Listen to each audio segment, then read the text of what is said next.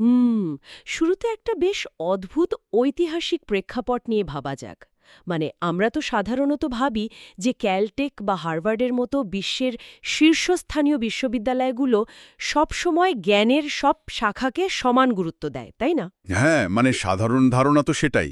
সবারই তাই মনে হয়। কিন্তু একটা সময় ছিল যখন এই বড় বড় প্রতিষ্ঠানগুলো সাইকোলজি বা মনস্তত্ত্ববিদ্যাকে রীতিমতো অবজ্ঞা করত। তাদের চোখে এটা খুব একটা মানে কঠিন বা প্রকৃত বিজ্ঞান ছিল না। রাইট। আর ঠিক এই প্রাতিষ্ঠানিক শূন্যস্থান আর অবহেলার জায়গাটা থেকেই কিন্তু চার্লস টি মঙ্গারের সেই বিখ্যাত প্রবন্ধটার জন্ম, দ্য সাইকোলজি অফ হিউম্যান মিসজাজমেন্ট। একদম। প্রাতিষ্ঠানিক শিক্ষার এই সীমাবদ্ধতা কিন্তু মাঙ্গারকে দমাতে পারেনি।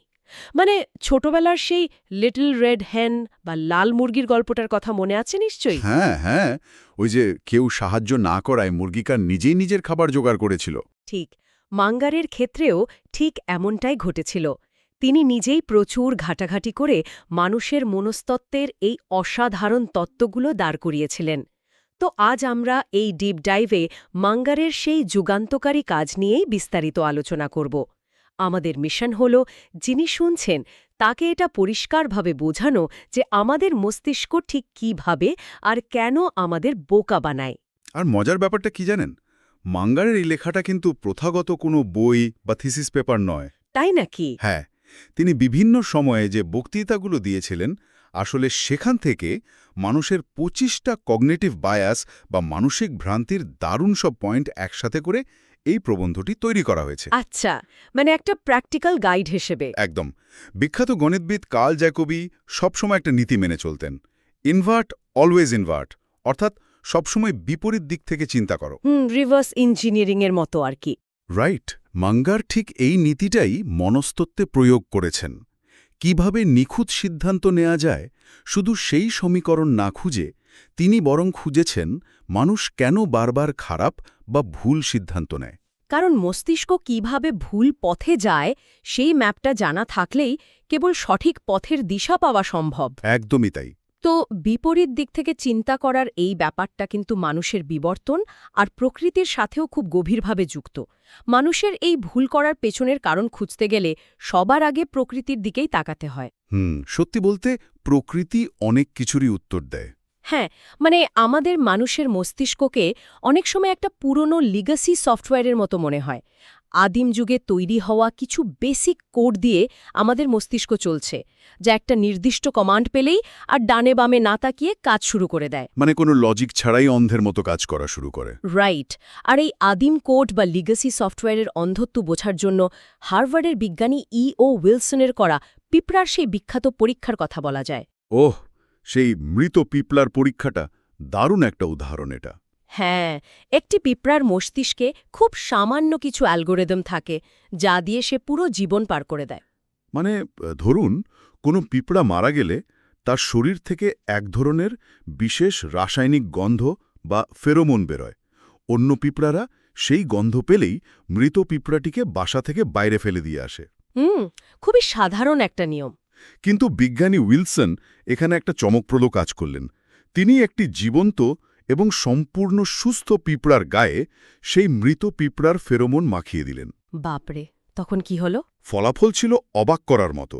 অন্য পিঁপড়ারা সেই জীবন্ত পিঁপড়াটিকে জোর করে টেনে হিঁচড়ে বাসা থেকে বের করে দিচ্ছিল, যদিও সে তখনও দিব্যি নড়াচড়া করছিল। মানে নিজের চোখেও তারা বিশ্বাস করছিল না। একদম না। পিঁপড়াদের ওই ছোট মস্তিষ্ক শুধু তাদের কোডে লেখা গন্ধ বা সিগন্যালটাকে অন্ধভাবে অনুসরণ করছিল। মানুষের মস্তিষ্ক ঠিক এভাবে সীমিত কিছু প্যাটার্ন বা অ্যালগোরিদমে চলে। কারণ প্রতিটা সিদ্ধান্ত নতুন করে বিশ্লেষণ করতে তো মস্তিষ্কের প্রচুর শক্তির প্রয়োজন হয়, তাই না? রাইট। আর এই শক্তি বাঁচানোর খেলায় সবচেয়ে শক্তিশালী যে অ্যালগোরিদমটি কাজ করে সেটি হল reward and punishment super response tendency, বা প্রণোদনা ও শাস্তির প্রতি অতি প্রতিক্রিয়া। ইনসেন্টিভ বা প্রণোদনার এই কোডটা কিভাবে মানুষের পুরো আচরণকে নিয়ন্ত্রণ করে তার একটা ক্লাসিক উদাহরণ হল ফেডেক্সের রাতের শিফটের গল্পটা। হ্যাঁ, ফেডেক্সের গল্পটা তো রীতিমতো কেস স্টাডি। একদম।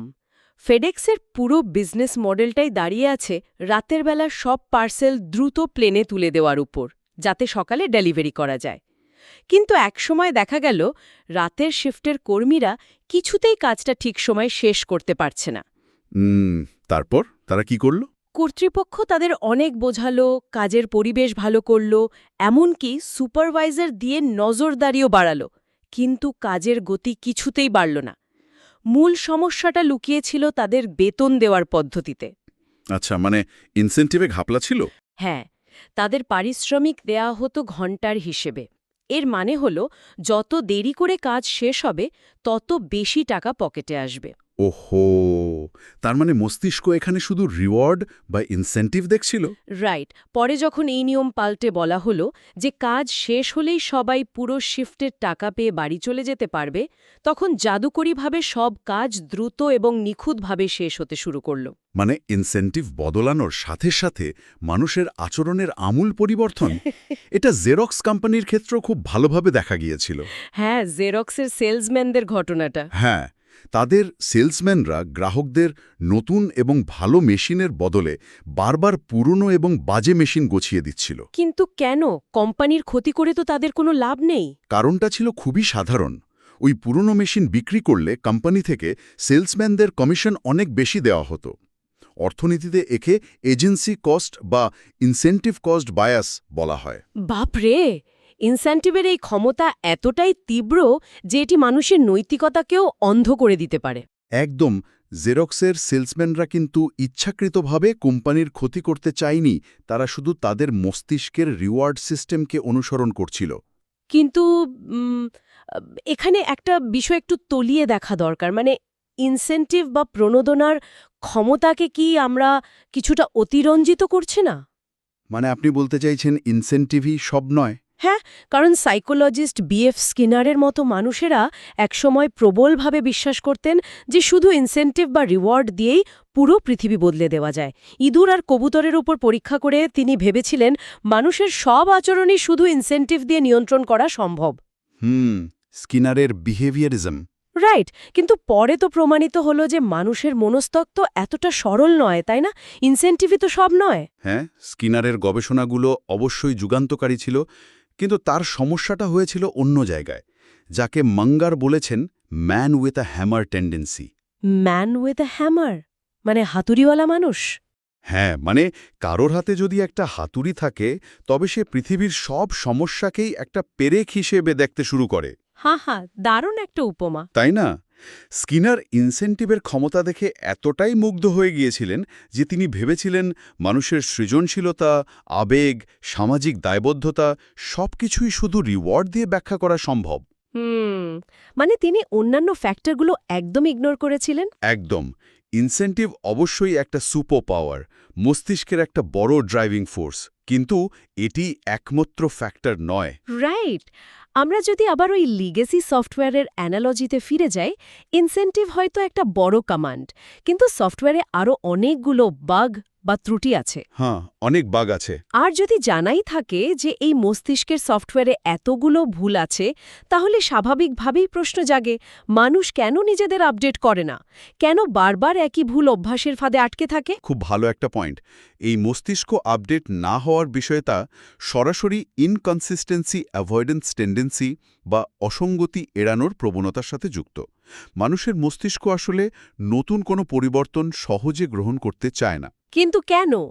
পরিবর্তন তো ভালোও হতে পারে। কারণ যে কোনো নতুন ধারণা বা অভ্যাস গ্রহণ করতে হলে মস্তিষ্কের নিউরাল প্যাথওয়ে নতুন করে তৈরি করতে হয়, যার জন্য প্রচুর পরিমাণ ক্যালোরি বা বায়োলজিক্যাল এনার্জি খরচ হয়। ও আচ্ছা, মানে স্রেফ এনার্জি বাঁচানোর জন্য? একদম। এই এনার্জি বাঁচাতেই মস্তিষ্ক সবসময় পুরনো অভ্যাসে আটকে থাকতে চায়।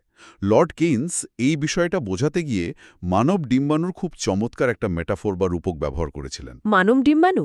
সেটা কিভাবে?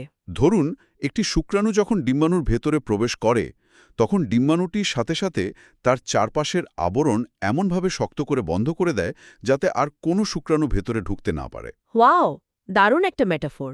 মানুষের মস্তিষ্ক ঠিক একইভাবে কাজ করে। একবার কোনো ধারণা, বিশ্বাস বা অভ্যাস মনে গেঁথে গেলে মস্তিষ্ক নতুন বা বিপরীতমুখী কোনো ধারণাকে আর গ্রহণ করতে চায় না। সে তার চিন্তার দরজা আক্ষরিক অর্থেই বন্ধ করে দেয়। এই কারণেই নিজের ভুল স্বীকার করা বা পুরনো রাজনৈতিক ও ধর্মীয় বিশ্বাস থেকে বেরিয়ে আসা এত কঠিন। একদমই তাই। আর চার্লস ডারউইন এই বায়াসটা খুব ভালো করে বুঝতেন বলেই তিনি একটা বিশেষ পদ্ধতি অনুসরণ করতেন। হ্যাঁ, ডারউইনের ওই গোল্ডেন রুলটা। রাইট। ডারউইন জানতেন যে মানুষের মস্তিষ্ক নতুন এবং বিপরীতমুখী তথ্যকে স্বয়ংক্রিয়ভাবে বাতিল করে দিয়ে পুরনো বিশ্বাসকেই আঁকড়ে ধরে রাখতে চায়। তাই তিনি নিজেকে এমনভাবে প্রস্তুত করেছিলেন যে যখনই তিনি এমন কোনো প্রমাণ পেতেন যা তার নিজের থিওরির বিরুদ্ধে যাচ্ছে, তিনি সাথে সাথে সেটিকে সবচেয়ে বেশি গুরুত্ব দিয়ে লিখে রাখতেন। হ্যাঁ, কারণ তিনি জানতেন এই বিপরীতমুখী বা ডিসকনফার্মিং এভিডেন্সগুলো মস্তিষ্ক খুব দ্রুত মুছে ফেলার চেষ্টা করবে।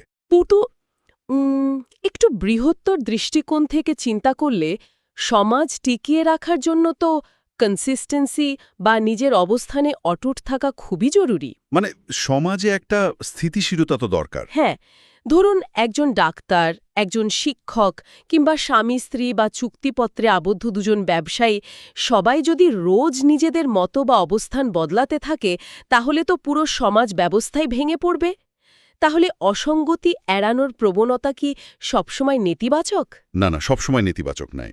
বিবর্তনের দিক থেকে এই প্রবণতাটা মানুষের জন্য অত্যন্ত উপকারী ছিল বলেই এটি আজও টিকে আছে। দ্রুত সিদ্ধান্ত নিতে এবং সমাজে একসাথে মিলেমিশে কাজ করার জন্য কনসিস্টেন্সি অপরিহার্য। তাহলে সমস্যাটা ঠিক কোথায় হয়? সমস্যাটা তৈরি হয় অন্ধ অনুকরণ এবং জেদের ক্ষেত্রে। যখন এই ইনকনসিস্টেন্সি অ্যাভয়েডেন্সের সাথে ডিপ্রাইভাল সুপাররিঅ্যাকশন টেন্ডেন্সি বা বঞ্চনার প্রতি অতি প্রতিক্রিয়া যুক্ত হয়, তখন মানুষের আচরণ চরম অযৌক্তিক হয়ে ওঠে। বঞ্চনার প্রতি অতি প্রতিক্রিয়া মানে হারানোর ভয়। হ্যাঁ, বঞ্চনা বা হারানোর ভয় মানুষের মস্তিষ্কে এমন এক ধরনের প্যানিক বা আতঙ্ক তৈরি করে যা যে কোনো যৌক্তিক চিন্তাকে থামিয়ে দেয়। সামান্য কিছু হারানোর ভয় যে মানুষকে কতটা অন্ধ করে দিতে পারে সেটা সত্যি অবাক করার মতো। মাঙ্গেরের নিজের পোষা কুকুরের একটা উদাহরণ এই বঞ্চনার ভয়কে খুব সুন্দরভাবে ব্যাখ্যা করে। কুকুরটা এমনিতে অত্যন্ত শান্ত এবং প্রভুভক্ত ছিল। আচ্ছা। কিন্তু তার মুখ থেকে যদি সামান্য একটু খাবার কেড়ে নেওয়ার চেষ্টা করা হতো, তবে সে সাথে সাথে কামড় বসিয়ে দিত। সামান্য একটু খাবার হারানোর ভয়ে সে পুরোপুরি ভুলে যেত যে সে তার মনিবকেই কামড়াচ্ছে। বাপরে। মানুষের আচরণও ঠিক এরকম। মাঙ্গার নিজের জীবনের একটা বড় আর্থিক ভুলের কথাও এখানে স্বীকার করেছেন। একবার তিনি বেলুরি অয়েল কোম্পানির কিছু শেয়ার অত্যন্ত কম দামে কেনার সুযোগ পেয়েছিলেন। ওহ, সেই $1 মিলিয়ন লস করার গল্পটা। হ্যাঁ, সেটা কিনতে হলে তাকে সামান্য কিছু টাকা ধার করতে হতো অথবা অন্য কোনো শেয়ার বিক্রি করে ক্যাশ জোগাড় করতে হতো। এই সামান্য পরিবর্তনের ঝামেলা এবং নিজের পকেটের টাকা হারানোর ভয়ে তিনি সেই সুযোগটা হাতছাড়া করেন। আর তার রেজাল্ট কি হয়েছিল? পরবর্তীতে দেখা যায় শুধুমাত্র এই সামান্য বঞ্চনার ভয়ে তিনি প্রায় $5.4 মিলিয়ন বিশাল মুনাফা থেকে বঞ্চিত হয়েছিলেন। $5.4 মিলিয়ন? মানে শুধু একটুখানি হারানোর ভয়ের কারণে এত বড় একটা ভুল? একদম। হারানোর ভয় পাওয়ার আনন্দকে পুরোপুরি গ্রাস করে ফেলেছিল। ব্যক্তিগত জেদ বা অভ্যাসের বাইরে গিয়ে যখন সামাজিক প্রেক্ষাপটে এই বায়াসগুলো কাজ করে, তখন এর মাত্রা আরও ভয়াবহ হয়। ভিড়ের মধ্যে বা সমাজে অন্যের সাথে মেশার সময় মানুষের মস্তিষ্ক যেন নিজের স্বাধীন সত্তা হারিয়ে ফেলে। ঠিক বলেছেন। যখন ব্যক্তিগত স্তর থেকে সামষ্টিক স্তরে যাওয়া হয়, তখন সোশ্যাল প্রুফ টেন্ডেন্সি বা সামাজিক প্রমাণের প্রবণতা কাজ শুরু করে। সোশ্যাল প্রুফটা ঠিক কিভাবে কাজ করে? মানুষ যখন কোনো মানসিক চাপ বা দ্বিধায় পড়ে এবং নিজে কোনো সিদ্ধান্ত নিতে পারে না, তখন সে চারপাশের অন্য মানুষেরা কি করছে সেটা অন্ধের মতো অনুকরণ করতে শুরু করে। এটা এক ধরনের মানসিক শর্টকাট। এই সোশ্যাল প্রুফের চরম ক্ষতিকর রূপ দেখা গিয়েছিল নিউ ইয়র্ক পুলিশের সারপিকো সিন্ড্রোমের ক্ষেত্রে, তাই না? হ্যাঁ, পুরো একটা পুলিশ ডিভিশন যখন দুর্নীতির সাথে জড়িয়ে পড়ল, তখন ফ্রাঙ্ক সারপিকো নামের একজন অফিসার এর প্রতিবাদ করেছিলেন। কিন্তু ফলাফল কি হলো? তাকেই তো মেরে ফেলার চেষ্টা করা হলো। হ্যাঁ, আর পুরো ডিপার্টমেন্ট তার বিরুদ্ধে চলে গেল। সবাই ভাবছিল যেহেতু সবাই দুর্নীতি করছে, তার মানে এটাই সিস্টেম, এটাই স্বাভাবিক। আবার কিটি জেনোভেসের সেই মর্মান্তিক মৃত্যুর ঘটনাটাও কিন্তু একই মনস্তত্ত্বের প্রমাণ দেয়। ও, নিউ ইয়র্কের সেই ঘটনাটা? হ্যাঁ, নিউ ইয়র্কের রাস্তায় যখন তাকে আক্রমণ করা হলো, আশেপাশে বিল্ডিংয়ের বহু মানুষ জানালা দিয়ে শুধু দাঁড়িয়ে দাঁড়িয়ে দেখেছিল, কেউ সাহায্য করতে এগিয়ে আসেনি। এর কারণ এখানে ডিফিউজড রেসপন্সিবিলিটি বা দায়িত্বের বিভাজন কাজ করছিল। মানে সবাই ভাবছিল অন্য কেউ তো সাহায্য করবে। রাইট। অথবা সবাই ভাবছিল অন্য কেউ যেহেতু কিছু করছে না, তার মানে পরিস্থিতি হয়তো ততটা গুরুতর নয়। ঠিক। এই জায়গাটাতেই সোশ্যাল প্রুফের সাথে যখন অথরিটি মিসইনফ্লুয়েন্স টেন্ডেন্সি বা কর্তৃত্বের অপপ্রভাব যুক্ত হয় তখন মানুষ আক্ষরিক অর্থেই রোবট হয়ে যায়। নেতা বা অথরিটির প্রতি মানুষের এক ধরনের সহজাত অন্ধ আনুগত্য আছে। এই অথরিটির অন্ধ আনুগত্য নিয়ে হাসপাতালে ঘটা একটা অদ্ভুত ঘটনার কথা মনে পড়ে গেল। কোন ঘটনাটা? একজন ডাক্তার রোগীর ডান কানের ব্যথার জন্য প্রেসক্রিপশনে লিখেছিলেন কানের ড্রপটি ডান কানে দিতে হবে। কিন্তু তিনি সংক্ষেপে লিখেছিলেন R.ear। আচ্ছা, R.ear। হ্যাঁ, আর ডিউটিরত নার্স সেটাকে ভুল করে পড়ল রিয়ার, অর্থাৎ পেছনের অংশ বা মলদার। বাপরে! এবং অদ্ভুতভাবে নার্স রোগীর ডান কানের বদলে তার মলদারে সেই ড্রপটি দিয়ে দিল। একবারও সে নিজের বুদ্ধি খাটিয়ে চিন্তা করল না যে কানের ব্যথার ড্রপ কেন মলদারে দিতে হবে। কারণ ডাক্তারের নির্দেশ অর্থাৎ অথরিটির নির্দেশ নিয়ে প্রশ্ন তোলা যাবে না, এটাই তার মস্তিষ্কে গাঁথা ছিল। একদম। এই ঘটনাগুলো শুনলে মনে হয় অথরিটি আর সোশ্যাল প্রুফ মিলে মানুষকে একেবারে ভিডিও গেমের এনপিসি বা নন প্লেয়ার ক্যারেক্টার বানিয়ে ফেলে। এনপিসি মানে যাদের নিজেদের কোনো কন্ট্রোল নেই? হ্যাঁ, যাদের নিজস্ব কোনো চিন্তা শক্তি নেই, শুধু গেমের কোড অনুযায়ী আশপাশের চরিত্রদের দেখে বা নির্দেশ পেয়ে এদিক ওদিক নড়াচড়া করে। কোস্টারিকার সেই নদীতে ছিপ ফেলে দেওয়ার গল্পটাও তো ঠিকই এনপিসির মতোই আচরণ। হাহা, হ্যাঁ। ফিশিং গাইড যখন ইংরেজিতে চিৎকার করে বলল, গিভ হিম দ্য রড, মানে ছিপটা আমার হাতে দাও, তখন মাছ ধরার উত্তেজনায় এবং গাইডের অথরিটির প্রভাবে ওই ব্যক্তি আক্ষরিক অর্থেই তার দামি ছিপটা মাছের দিকে মানে পানির ভেতর ছুঁড়ে মেরেছিল। মানুষের মস্তিষ্ক যখন এ ধরনের বিভ্রান্তি বা উত্তেজনার মধ্যে থাকে তখন সে শুধু ভুল কাজই করে না, অনেক সময় অর্থহীন আচরণও করে। একে বলা হয় টুয়ার্ডাল টেন্ডেন্সি বা অহেতুক বকবক করার প্রবণতা। টুয়ার্ডাল টেন্ডেন্সি, এটা কিভাবে কাজ করে? বিজ্ঞানীদের করা মৌমাছির একটা পরীক্ষা এই বিষয়টি খুব ভালোভাবে ধরা পড়ে। মৌমাছিরা সাধারণত নেকটার বা মধুর সন্ধান পেলে ফিরে এসে চাকের অন্য মৌমাছিদের সামনে একটা নির্দিষ্ট প্যাটার্নের নাচ নেচে জায়গাটা বুঝিয়ে দেয়। একটা কমিউনিকেশন সিস্টেম। রাইট, কিন্তু বিজ্ঞানীরা যখন নেকটার সোজা ওপরের দিকে অনেক উঁচুতে রাখলেন, যেটার জন্য মৌমাছিদের জিনগত কোডে কোনো ভাষা বা নাচের ডিরেকশন তৈরি নেই, তখন সেই মৌমাছি ফিরে এসে এক ধরনের অর্থহীন এলোমেলো নাচ শুরু করল। মানে সে বুঝতে পারছিল না কি করবে। হ্যাঁ, মানুষের মধ্যেও যখন কোনো গুরুত্বপূর্ণ কাজের সময় বিভ্রান্তি তৈরি হয় বা যখন তারা কি করতে হবে বুঝতে পারে না, তখন এই ধরনের অর্থহীন বকবকানি বা টুয়ার্ডল দেখা যায়। এতে মূল কাজের চরম ক্ষতি হয়।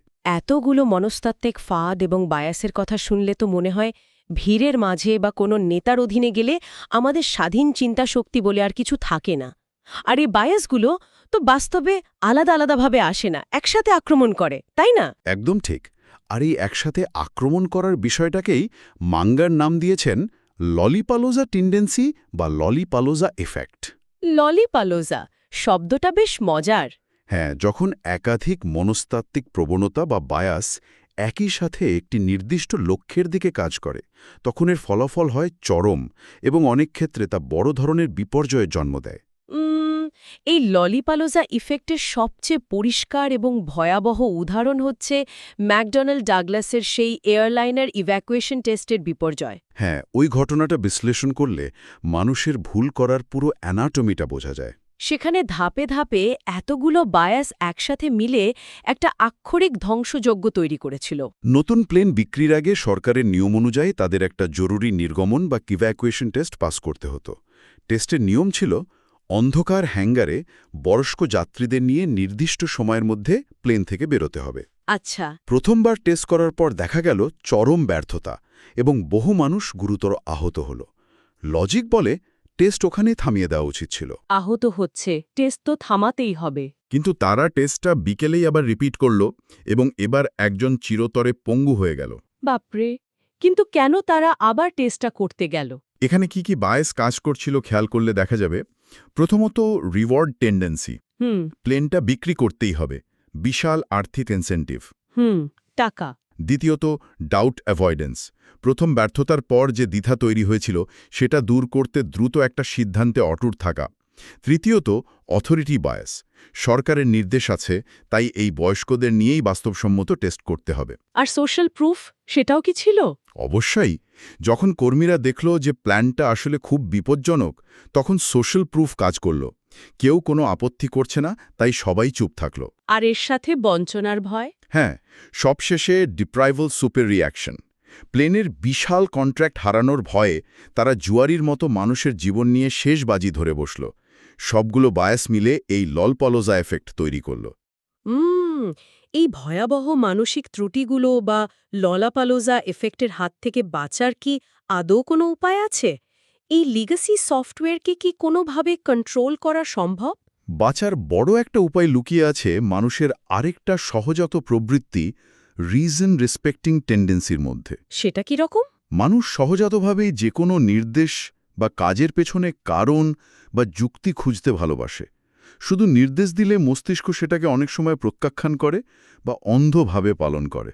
মানে রিজন বা কারণ জানাটা জরুরি। হ্যাঁ, বিখ্যাত ইঞ্জিনিয়ার কার্ল ব্রাউন এই নিয়মটা তার কোম্পানিতে খুব কঠোরভাবে মেনে চলতেন। তার নিয়ম ছিল, কাউকে কোনো কাজের নির্দেশ দিলে অবশ্যই তাকে কে, কি, কোথায়, কখন এবং সবচেয়ে গুরুত্বপূর্ণ কেন বা ওয়াই তা পরিষ্কার করে বুঝিয়ে বলতে হবে। এই কেন শব্দটি হল মানুষের লজিক্যাল মস্তিষ্কের দরজা খোলার রোজেটা স্টোনের মতো। একদম ঠিক বলেছেন।